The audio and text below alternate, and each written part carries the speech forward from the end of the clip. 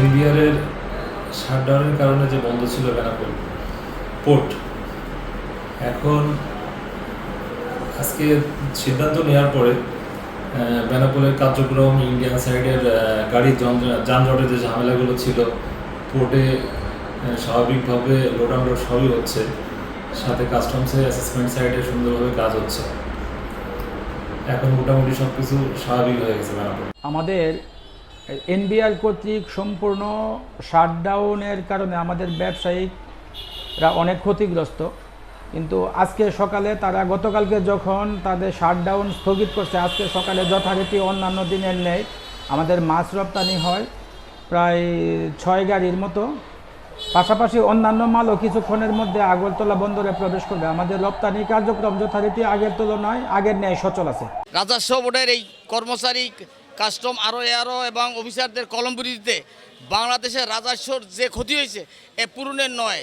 এখানে মনে করেন কাস্টমারদের যে সমস্ত পণ্য পচনশীল, যেন এই আপনার আপেল, কমলা, এই যেহেতু পচনশীল, এগুলো পচেই গেছে, এগুলো ওই ইম্পোর্টাররা আর নেওয়ার কোনো অবস্থা নাই।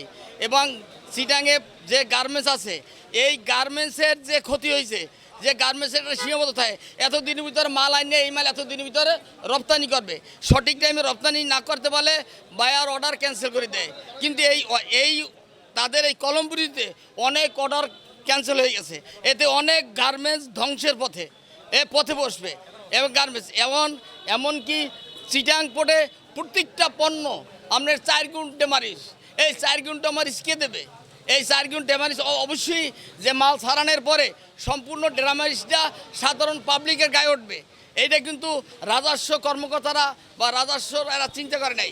এটা অনেক আগেই এই যারা উপদেষ্টা আছে তাদের চিন্তা করা ছিল, দেশ নিয়ে ভাবা ছিল। এখন বর্তমানে যে অবস্থারা তারা আজকে কাজ শুরু হয়েছে, দেশের শান্তি, চট্টগ্রাম কাস্টম হাউসের সারা বাংলাদেশে যে সমস্ত স্টেশন আছে সব স্টেশনে একটা শান্তি ফিরে আসছে। ডিউটি 9টা থেকে ওনারা আসবে 12টা বাজে। আজকে তো সেই অবস্থা, 9টার কাজ চলে 12টা বাজে।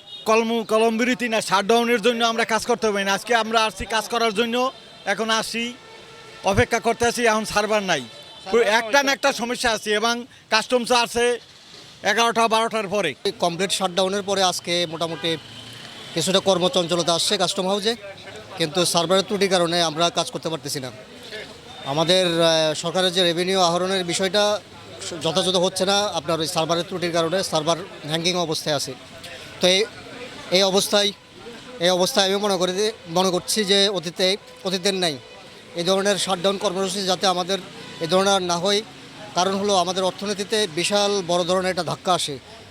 তো আমি সবাইকে বলবো এই ধরনের শাটডাউন দেওয়ার আগে দিয়ে সবার সাথে আলাপ আলোচনা করে সরকারের সাথে একটা আলাপ আলোচনার ভিত্তিতে এগুলি সুরাহা করলে আমাদের অর্থনীতির অবস্থা ভালো থাকবে এবং বেগবান হবে।